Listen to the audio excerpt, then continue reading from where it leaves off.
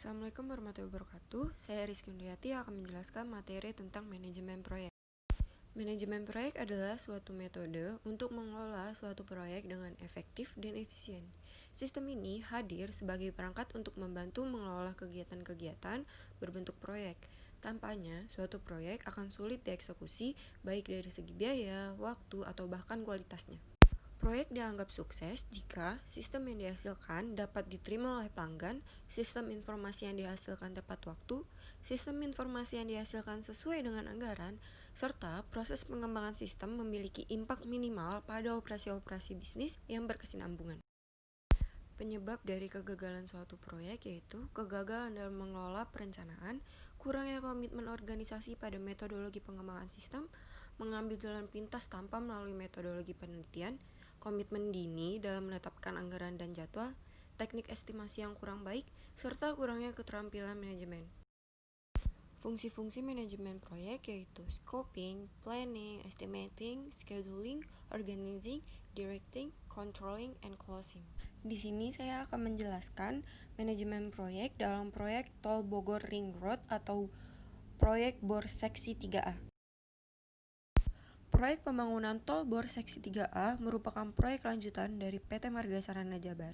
Tol yang memiliki panjang sepanjang 2.850 km ini memiliki kontrak pengerjaan selama 1 tahun, per tanggal 21 Desember 2018 hingga 21 Desember 2019. Untuk memulai proyek Tol BOR ini, PT Marga Sarana Jabar melakukan seleksi untuk kontraktor proyek.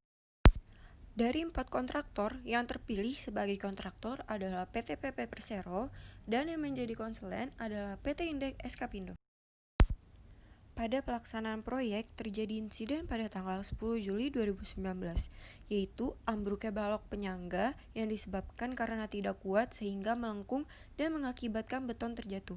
Untungnya, tidak ada korban jiwa, hanya saja ada 2 orang pekerja yang mengalami luka ringan. Dikarenakan kejadian ini, PT MSJ menghentikan sementara untuk mengevaluasi metode pelaksanaan proyek secara menyeluruh bersama PT PP dan PT Indek Eskapindo.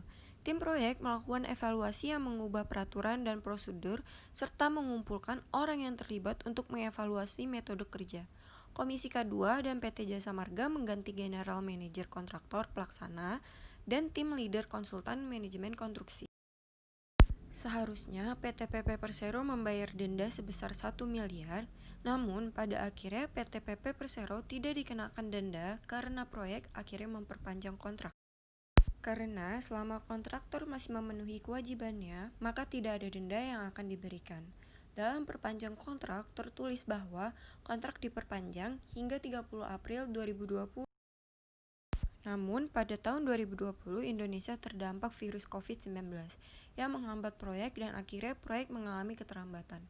Kemudian, dalam beberapa waktu, akhirnya proyek kembali dilakukan dengan mengikuti protokol kesehatan. Lalu, akhirnya, pada akhir Juni 2020, proyek dapat terselesaikan dan akan diuji coba pada bulan November 2020 melalui tahap uji statis dan dinamis, menggunakan kendaraan berat jenis truk yang berhenti di tengah-tengah jalan tol lebih dari 1 kali untuk mengetahui kualitas kekuatan jalan tol tersebut. Hal ini ditargetkan untuk beroperasi pada bulan Desember 2020. Dari proyek ini bisa kita simpulkan bahwa manajemen proyek yang baik sangat dibutuhkan agar proyek bisa berjalan lancar dan selesai dalam tepat waktu. Sekian penyampaian saya. Wassalamualaikum warahmatullahi wabarakatuh.